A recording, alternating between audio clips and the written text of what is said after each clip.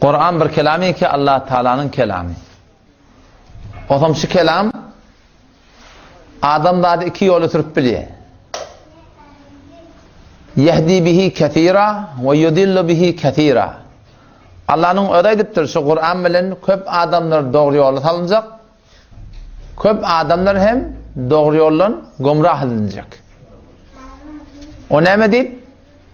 Kur'an'a amel eden adamlar Allah Teala'sı Kur'an'ın üstü bilen şolar doğru yol salacak.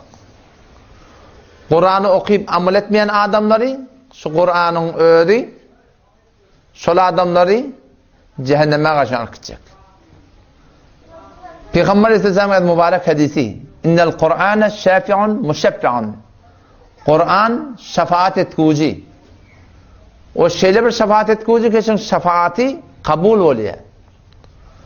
Ve Kur'an bir şikayet kunendeyi ki şu Kur'an'ın şikayeti de kabul oluyor. Men cealehu emâmehu. Her kimi ki şu Kur'an'ı ödüne rehber karar verdi. Kur'an'ın aydan ne uğra olsa, Peygamber'in aydan ne uğra olsa, kadehu ilel cennet. Şu Kur'an'ın ödüne cennete karşı arkacak.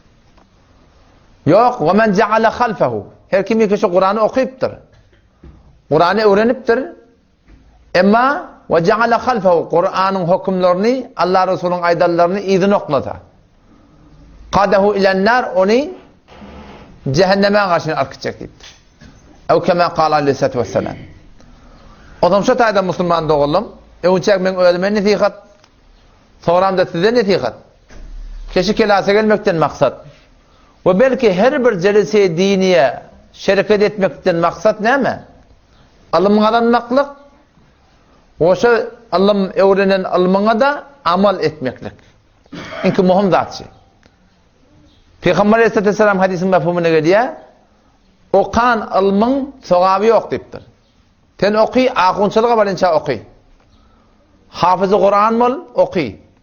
Muftiçılığa okuy. Allame ol insanda okuydan. Tadamani kişi okuyan alımına amal etmeden, okan alımından sevap yok deyiptir Peygamber. O zaman şu tayda Müslüman doğulum, şunu yüreğe düğmeli, kimin bilen adıma amal edecek. Allah şu Kur'an'ı amal etmeden şimdi iverttir. Yani Peygamber'in aydan kefi de men cealehu emâmehu. Her kimi ki şu Kur'an'ı öd evine rehber karar verse, Kur'an ne mi deyiptir? Peygamber ne mi deyiptir? Ulamalar ne mi deyiptir? Şu Kur'an'ın ödü kadehu ilel cennet. Şunu cennete karşı tutacak.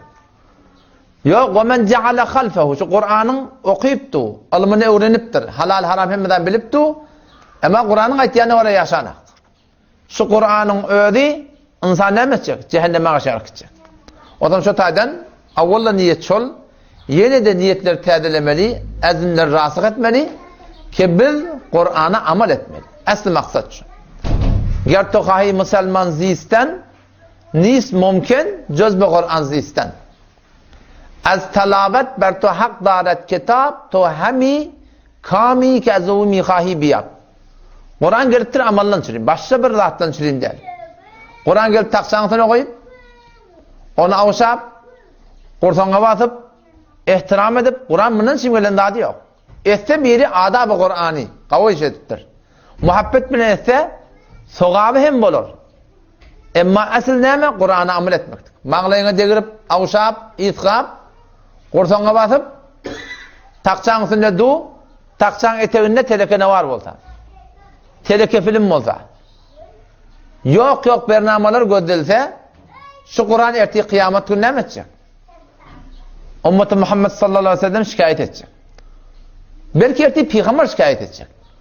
وَقَالَ الرَّسُولُ يَا رَبِّ اِنَّ قَوْمِ اتَّخَذُوا هَذَا الْقُرْآنَ مَهْجُورًا Ertiği kıyamet günü Muhammed Mustafa sallallahu aleyhi ve sellem şikayet edecek. وَقَالَ الرَّسُولُ ayetecek Peygamber Huda sallallahu aleyhi ve sellem اِنَّ هَذَا الْقَوْمِ Şu benim kavmim, Müslüman kavmim, benim ümmetim ne etti? İnne kavmi ittehadu hâdel Kur'âne mehcûrâ. Şu benim ümmetim şu Kur'an'ı kullen terk ediptir. Avvalamını okuymaktir, öğrenmektir, okuymaklığını. Okuyup da Kur'an'a amel etmeklerini terk ediptir. Erti Peygamber ümmetinin evine durup davagar olacak. O zaman o taydan evçe Kur'an'ın lafzi, arabiyetini, kavi okuymaklığı öğrenmeli. Ve kilen şu Kur'an'dan bilen adamı da amel etmekteki ele yakçırmemeli. Kur'an behteri şefaat gününde, şeyli bir şefaat gününde şun şefaat etmekteki peygamberlerden goýandy diye. Ve Kur'an şeyli bir davagar amel etmeyen adamlarına şunun davatı peygamberlerden goýandy diye.